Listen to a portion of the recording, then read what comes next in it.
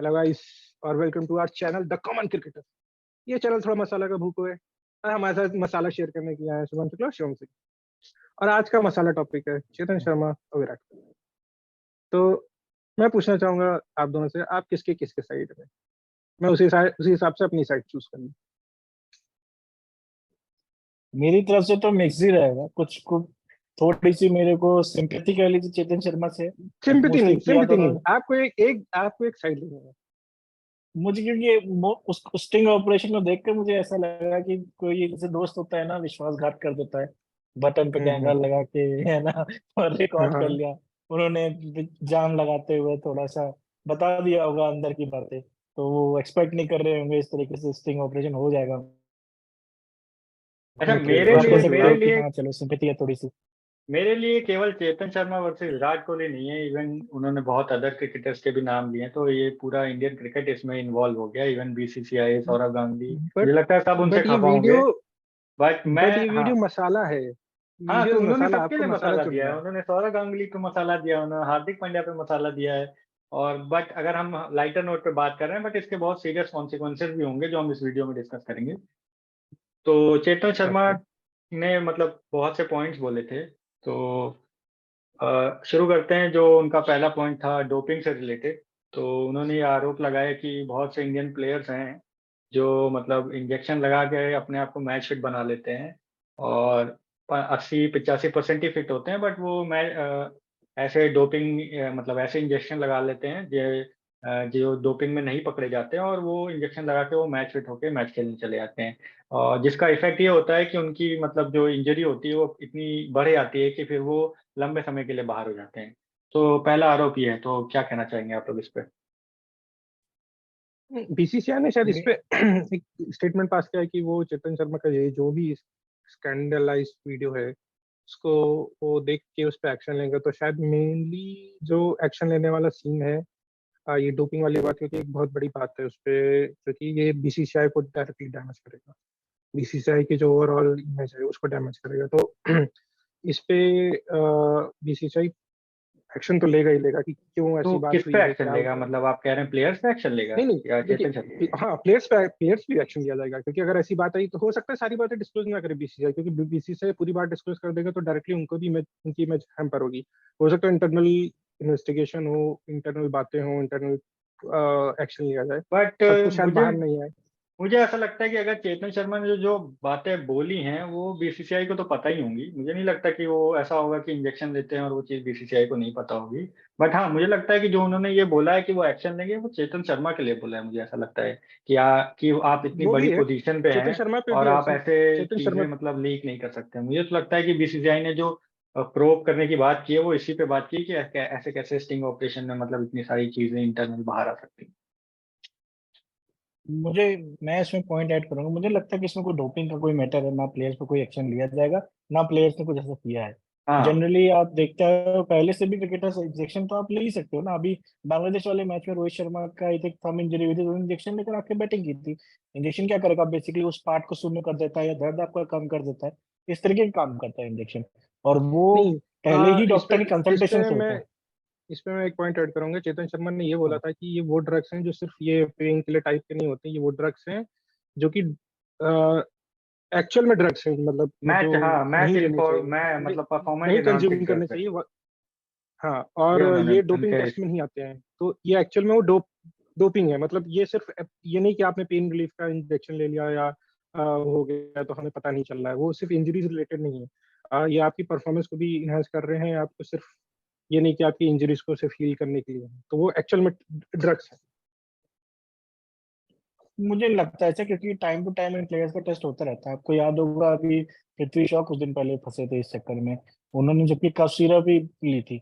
और बेसिकली क्या होता है, हर डोपिंग टेस्ट जो भी होता है उसमें कुछ एक प्रिस्क्राइब्ड वो होता है कि हाँ, डॉक्टर भी प्रिस्क्राइब करते हैं कभी कभार आपको ऐसे ड्रग जो आपको लेना पड़ता है। मे बी आपकी तबीयत खराब हो या जुकाम है, बुखार है, उसमें भी कुछ ऐसा ड्रग आपको लिया जाता है। लेकिन उसकी एक लिमिट होती है, वो आपके जो प्रिस्क्रिप्शन होता है विद कंसल्टेशन इन डॉक्टर लिया जाता है। तो मुझे लगता है इसमें कि प्लेयर्स बिना कंसल्ट किए हुए, इवन बड़े प्लेयर्स तो डेफिनेटली बिना कंसल्ट किए हुए तो ले नहीं सकते इस तरीके से। और इसमें एक पूरी यूनिट है जो पीछे बराबर आप प्लेयर्स को टेस्ट करती रहती है। और इंडियन प्लेयर तो आज के टाइम पे जानता ही है कि इस सब चीजों में फंसेंगे तो उनका कितना करियर वैसे ही खराब हो जाएगा। तो हाँ ये मुझे मुझे स्टिंग ऑपरेशन से मतलब ऐसा लगा कि जो जिस टीवी चैनल ने ये किया वो टीआरपी के लिए ज्यादा किया। हाँ, कुछ बातें अब हो गई, अंदर से निकल गई उनसे, लेकिन इतना इतना बड़ा इसको लेना नहीं चाहिए। डेफिनेटली चेतन शर्मा पे एक्शन जरूर लेना चाहिए कि आपको एज अ चीफ सेलेक्टर हो और आपको पता होना चाहिए कि अपने आप को बेसिकली कैसे रखना है। तो इवन पब्लिक प्लेसेस पे या फिर किसी किसी के साथ ये जो कॉन्फिडेंशियल चीजें हैं, ये सब डिस्कस नहीं करनी चाहिए। बाकी थोड़े बहुत तो फेलियर्स हर सिस्टम में होते ही हैं, but as a chief selector उनको ये ध्यान रखना चाहिए था। और बाकी तो कोई पॉइंट्स थे नहीं ऐसे मुझे लगे कि जिसमें हम बोल सके कि हाँ बहुत ज्यादा कुछ गलत था या हम बहुत ज्यादा निकालें उससे। जिस न्यूज चैनल ने ये किया वो सॉर्ट ऑफ टीआरपी के लिए मुझे लगता है ज्यादा किया। और इस तरीके से हमें दिखाया जा रहा है कि हाँ उसमें डोपिंग का एंगल है, लेकिन मुझे लगता नहीं इसमें ऐसा कुछ भी है। बाकी रही इंजेक्शन की परफॉर्मेंस इन्हेंसर तो आपके ब्लड में आ जाता है, अगर आप फिर आप चाहो तो आप टेस्ट करा सकते हो प्लेयर्स को, बट मुझे लगता नहीं कोई पकड़ा जाएगा उसमें ऐसा।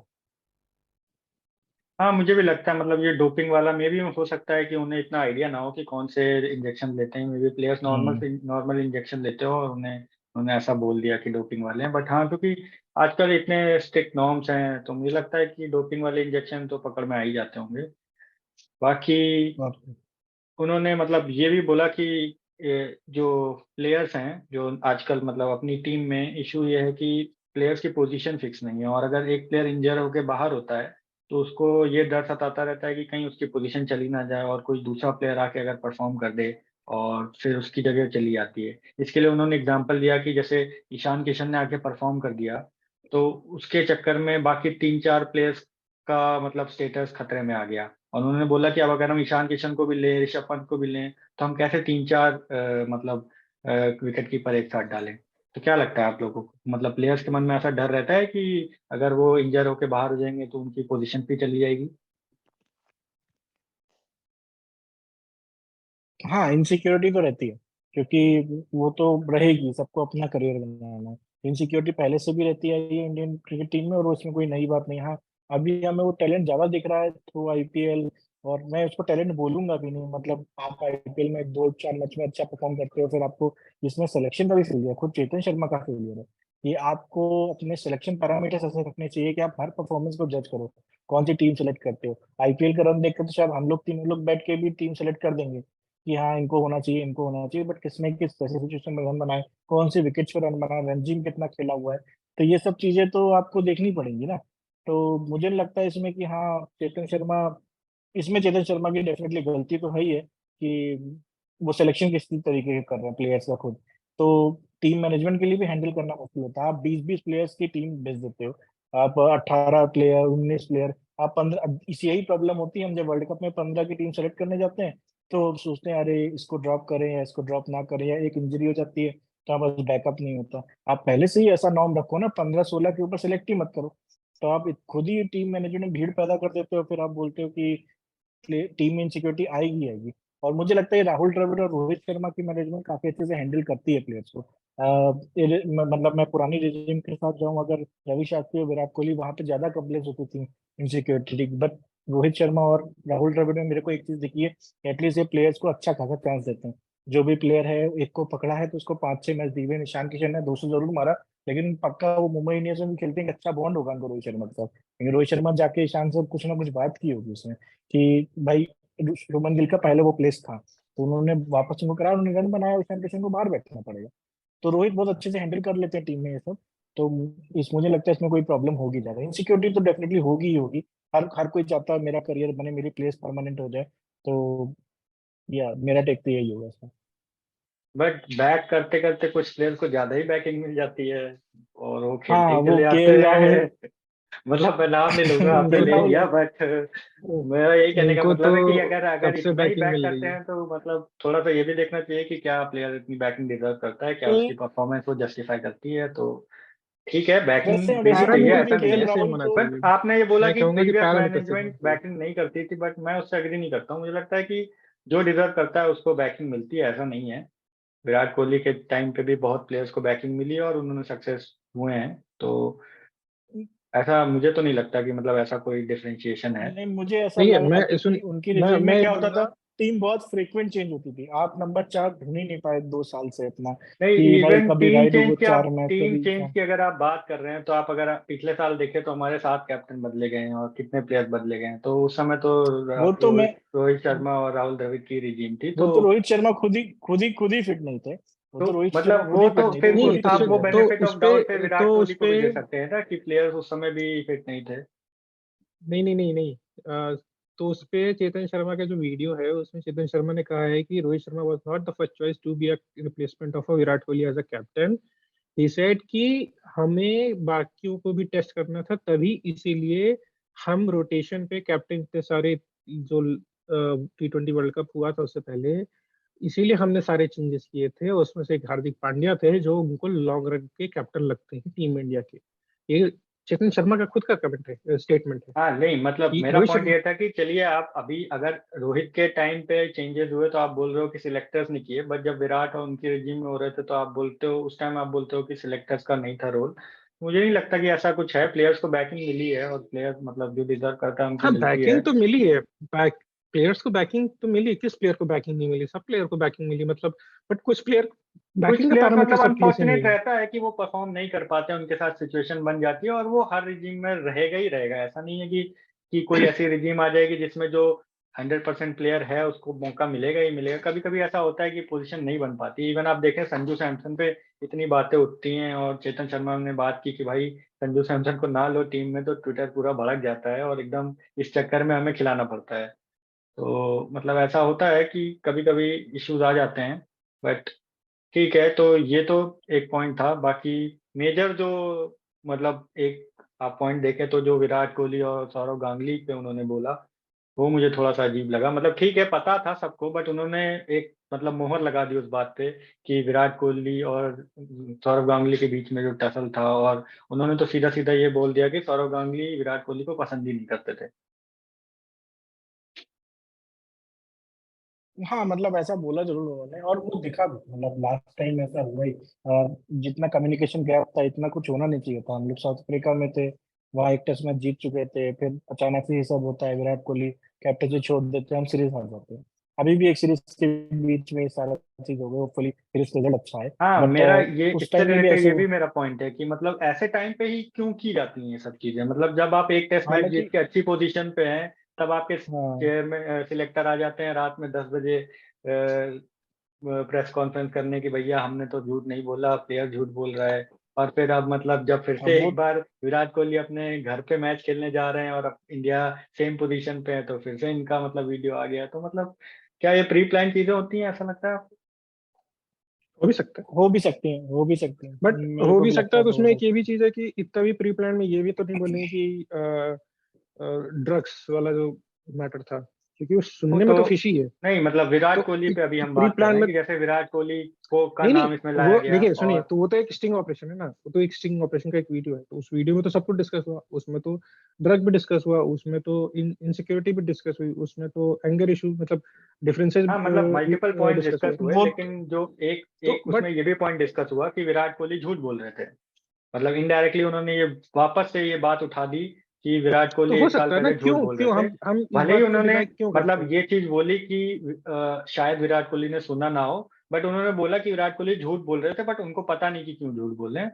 हमें नहीं पता कि मतलब कौन झूठा है कौन सच्चा है। बट ये सब बातें नहीं आती बट हैं मेरा वापस मेरा तो मुझे क्वेश्चन लगता है है मेरा प्लेयर्स क्वेश्चन है प्लेयर्स अफेक्ट होते होंगे। मेरा क्वेश्चन है कि हम चेतन शर्मा की बात को क्यों नहीं सही मान सकते? कि हम क्यों नहीं सही मान सकते कि विराट कोहली झूठे हो सकते हैं? ऐसा नहीं, मानने में बिल्कुल हो क्यों सकते दिक्कत हैं, है? बिल्कुल बिल्कुल हो सकते हैं, हो लेकिन सकता है कि जब आप विराट कोहली अपने ईगो के उसमें आके किया। देखिए ऐसा तो नहीं है कि विराट कोहली का पहला मैटर है जब वो किसी फॉर्मर क्रिकेटर के साथ उनकी नहीं बनी। अनिल कुंबले जिस तरीके से जो हुआ था सीन, तो उसमें भी टीम पूरी थी और उसमें भी विराट कोहली थी। विराट कोहली ने रेस किया था कि he is not happy Virat Anil Kumble. अब फिर वही चीज है कि अनिल कुंबले आ गए, सॉरी सौरव गांगुली आ गए, वो भी एक एक्स क्रिकेटर है। तो हो भी सकता है कि उनका उनसे ना बनी हो, या ये हो सकता है कि Saurav Ganguly as a BCCI president, being a BCCI president और प्रेसिडेंट ऑफ एनीथिंग, हर आदमी अपने जो पावर है उसको अपने वे, अपने डायरेक्शन, अपने पीओवी से चलाना चाहता है। और हो सकता है कि वो चीज विराट कोहली के ईगो के साथ क्लैश हो रही है। हाँ, सो ये भी उसपे तो तो हो सकता उन्होंने है कि मतलब विराट कोहली उसपे तो अपने उन्होंने ईगो में सीधा आके बोल ही बोले। दिया कि ईगो टसल था दोनों के बीच में और बहुत बड़ा ही था। और विराट कोहली जब भी मतलब प्रेसिडेंट के खिलाफ अगर जाएंगे तो पूरा बोर्ड के खिलाफ जा रहे थे, तो इसीलिए जो सिलेक्टर मतलब मे बी वो जो प्रेस कॉन्फ्रेंस करने आए थे, बोर्ड ने उनको बोला था कि आप जाइए और बोलिए कि नहीं ऐसा नहीं था, बोर्ड के सारे मेंबर प्रेजेंट थे जब विराट कोहली को कैप्टनसी के बारे में बोला गया। तो मतलब मैं उसमें ये नहीं कह रहा कि विराट सच्चे हैं या ये, बट मुझे लगता है कि हो सकता है मे बी कि जैसा इन्होंने बोला कि वीडियो कॉन्फ्रेंस से बात हुई थी, तो हो सकता है कि विराट कोहली ने ना सुना हो। तो इसमें मुझे नहीं लगता कि दोनों में से किसी की गलती है, बट ये जो पूरा मैटर उछल के आया कि एक तरफ से सिलेक्टर्स आते हैं, सौरव गांगुली कुछ बोलते हैं, फिर विराट कोहली कुछ बोलते हैं, फिर उसके लिए वापस से सिलेक्टर आके बोलते हैं, और फिर विराट कोहली अपनी कैप्टनसी छोड़ देते हैं, और फिर अपना 1 साल 1.5 साल कितना मतलब इंडिया के लिए बुरा रहा है, तो फिर से ये सब चीजें उठेंगी। और अब वर्ल्ड कप अपने घर में आ रहा है, और मतलब आप देखें तो 4 साल में एक बार आता है वर्ल्ड कप, और घर में तो मतलब बहुत टाइम बाद आता है। तो मेरे हिसाब से ये सब उठना, ये सब इस टाइम पे नहीं होना चाहिए था, और इससे इंडियन क्रिकेट के लिए बहुत नुकसान हो सकता है। फिर से हम देखा भी है, पहले भी हुआ है चीजें। और इवन इफ मान मैं एक टाइम पे मान लेता हूँ विराट कोहली गलत थे या उन्होंने झूठ बोला भी था, बट आप एज अ बोर्ड आपको तो ये है ना कि इंडियन क्रिकेट अच्छा करना चाहिए। तो हाँ, एक टाइम को आपको सबसे पहली चीज है, आपके पास कांटेक्ट है विराट कोहली का, आप बात करो। कई बार होते हैं प्लेयर्स ऐसे, और करंट प्लेयर्स को हमेशा हमेशा से सबसे ज्यादा पब्लिक सपोर्ट मिलेगा ही मिलेगा, चाहे आप जितने भी एक्स प्लेयर्स उठा लगे। और आपके करंट प्लेयर्स ही आपकी क्रिकेट टीम को संभालेंगे, तो अगर अगर कुछ ईगो है भी तो उसको उनको कम से कम हैंडल करना पड़ेगा सही से। ऐसे पब्लिक प्लेटफॉर्म पे आके आप ईगो टसल करोगे तो ओवरऑल इंडियन क्रिकेट टीम का नुकसान होगा। तो एक अच्छा चेयरमैन सेलेक्टर, या आप एक इतने बड़े कैप्टन, खुद सौरव गांगुली रह चुके हैं, उन्होंने कितने अप्स एंड डाउन अपने करियर में देखे होंगे, उनको तो खुद पता होगा कि हाँ एक क्रिकेटर को कैसे हैंडल करना है। तो ये सब चीजें नहीं होनी चाहिए इंडियन क्रिकेट टीम में बेसिकली। हाँ, सही मतलब। और मतलब इतने सारे बयान उनकी तरफ से आए, उसमें से एक अच्छा चीज जो मुझे लगी, उन्होंने ये कंफर्म किया कि रोहित और विराट के बीच में जो टसल की बातें थी वो मतलब सिर्फ बातें ही थी, और उनके बीच में अगर कुछ था तो थोड़ा बहुत ईगो था, बट वो तो नॉर्मल है, अगर दो बड़े प्लेयर एक जगह रहते हैं तो थोड़ा बहुत ईगो तो रहता ही है। बट उन्होंने ये कंफर्म किया रोहित कोहली को बहुत बैक करते हैं, और कोहली जो है उन्होंने रोहित को बहुत बैक किया, और उन्होंने रोहित को टेस्ट कैप मतलब टेस्ट में मौके दिए। तो मतलब ये इंडियन क्रिकेट फैंस के लिए एक बहुत अच्छी खबर है कि मतलब उन दो जो मेजर प्लेयर्स हैं उनके बीच में कोई प्रॉब्लम नहीं है। तो ये चीज मुझे सही लगी उनकी, बस पूरे जो स्टिंग ऑपरेशन हुआ उसमें। हाँ, और वो था भी जो फ्यूड जो विराट और रोहित के बीच में, वो आई थिंक रवि शास्त्री ने सही से हैंडल कर भी ली थी 2019 वर्ल्ड कप के बाद वेस्ट इंडीज जब इंडियन टीम गई थी। और मैक्सिमम तो ये सोशल मीडिया है जो रोहितियंस, विराटियंस, एमएसडियंस, ये ज्यादा डिवाइड कर रहे हैं आज के टाइम ये पे। हाँ, मुझे लगता है ये तो आईपीएल की वजह से भी ज्यादा होता है, हाँ, क्योंकि लोग अपने स्टेट हाँ, को लेकर बहुत वो हो विल जाते हैं, स्टार्ट। बट हाँ, स्टेट को लेकर मैं फिर भी समझ सकता हूँ, चलो आप किसी स्टेट को पसंद करते हो कि हाँ नहीं महाराष्ट्र जीतना चाहिए, नहीं यूपी जीतना चाहिए, वो चलो ठीक है अच्छी बात है, बट प्लेयर्स को लेकर डिवाइड करने, मैं तो कई बार ये देखता हूँ कि ये लोग इंडियन नहीं, टीम का स्टेट मैच से भी ही हो रहा फिर होता है। प्लेयर्स आ जाते हैं ना, स्टेट से ही प्लेयर्स आ जाते हैं कि भाई कर्नाटक वाले जो हैं वो बोलेंगे कि विराट विराट, फिर मुंबई वाले बोलेंगे रोहित रोहित।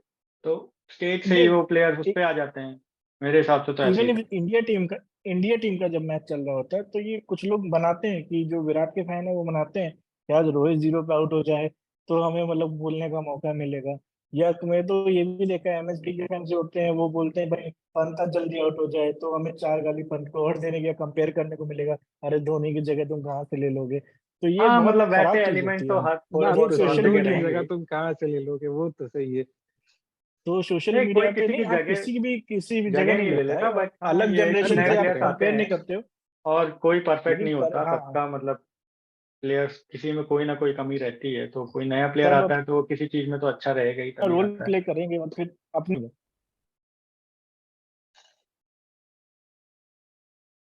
बाकी चेतन शर्मा के और अगर बयान पे नजर डाली जाए तो उन्होंने मतलब ये दर्शाना चाहा कि बोर्ड और सिलेक्टर्स का ही दबदबा रहता है, और जब भी कोई प्लेयर बड़ा बनने की कोशिश करता है तो उसे मतलब ये बता दिया जाता है कि आप बस एक प्लेयर हैं, और आपको खेलना है तो खेलें और नहीं खेलना तो ना खेलें।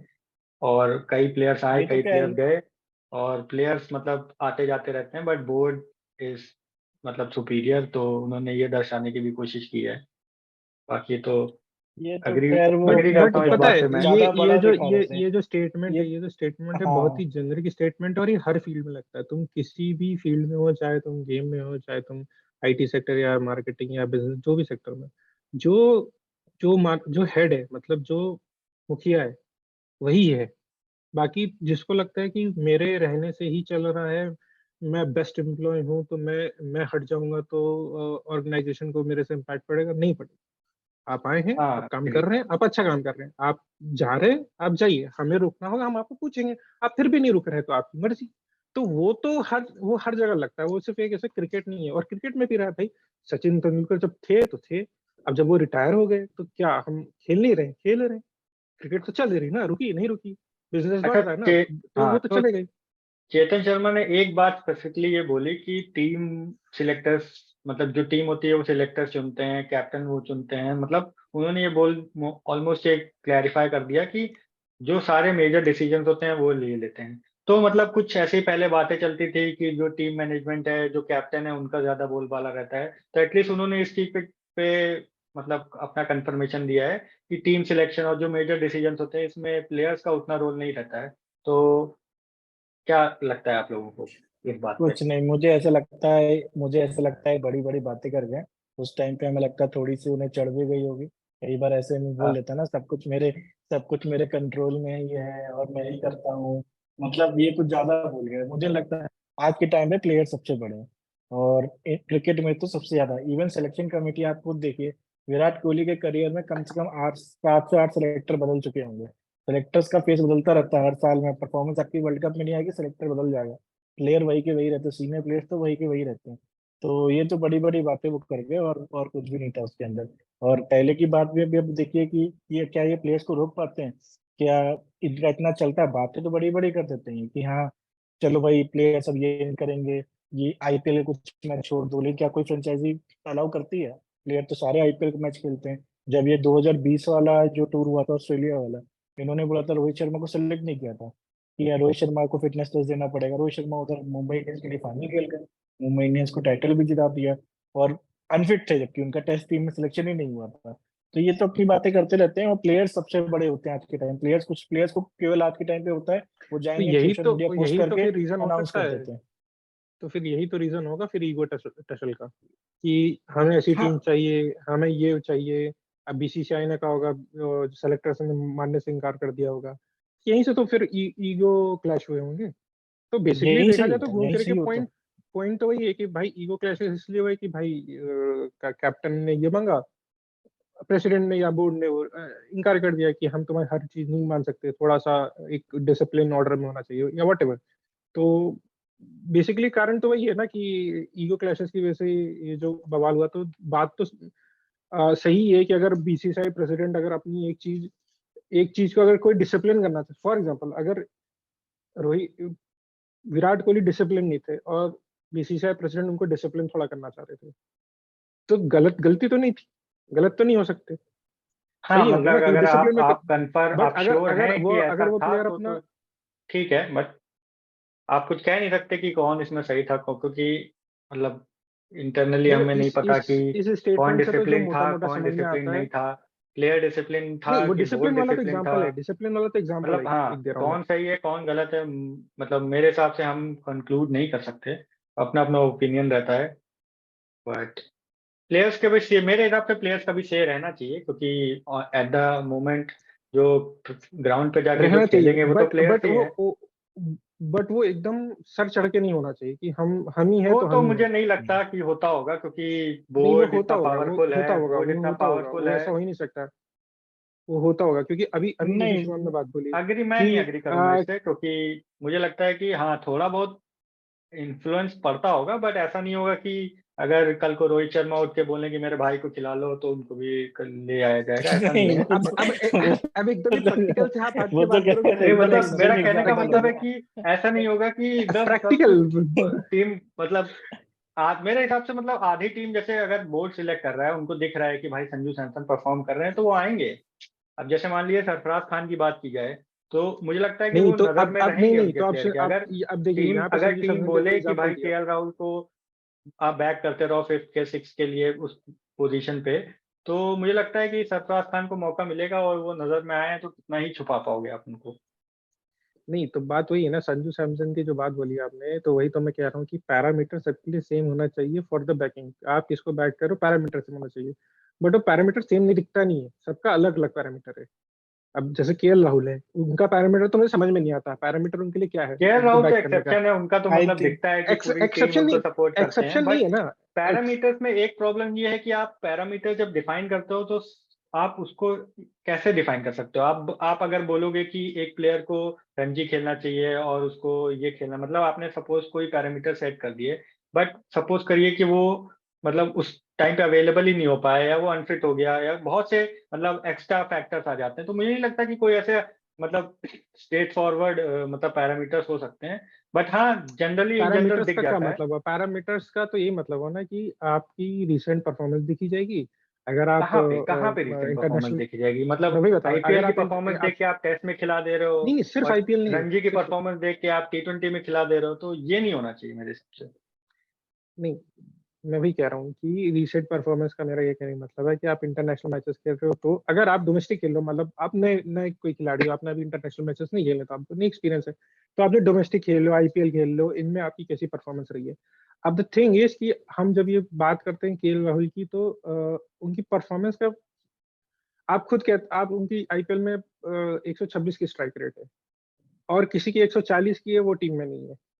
तो वो, अब एक जो ओपनर करता है वो 126 की स्ट्राइक रेट से 700 रन बना ले रहा है, लेकिन क्यों? क्योंकि भाई उसने इतनी सारी बॉल खेली, रन बॉल उसने मैच खेला। टी20 में अपने क्या चाहिए, हम लोग इसी वजह से तो स्ट्रगल किए इस वर्ल्ड कप में, टी20 वर्ल्ड कप में। तो पैरामीटर तो फिर अलग हो गया ना।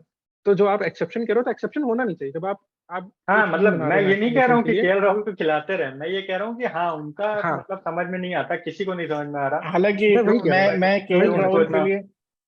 मैं केएल राहुल के लिए एक पॉजिटिव उस पर भी बात करता हूँ, क्योंकि हम लोग चलिए, बहुत कोई केएल तो राहुल है। क्रिटिसाइज कर रहे हैं कि, लेकिन केएल राहुल ने आई थिंक इस मैनेजमेंट का ट्रस्ट भी कहीं ना कहीं जीता। अगर इंग्लैंड टेस्ट सीरीज की बात करें, जो सेकंड टेस्ट मैच था, वहां पे शुभमन गिल इंजर्ड हो जाते हैं और फिर अचानक से केएल राहुल को बोला जाता है भाई मेरे लॉर्ड्स को तुम्हें डायरेक्ट ओपन करना है। इंग्लैंड सबसे टफ जगह होती है ओपन करने के लिए, लॉर्ड्स में सेंचुरी मार देते हैं। वो पूरी सीरीज में उन्होंने रोहित शर्मा को काफी अच्छा खेला था।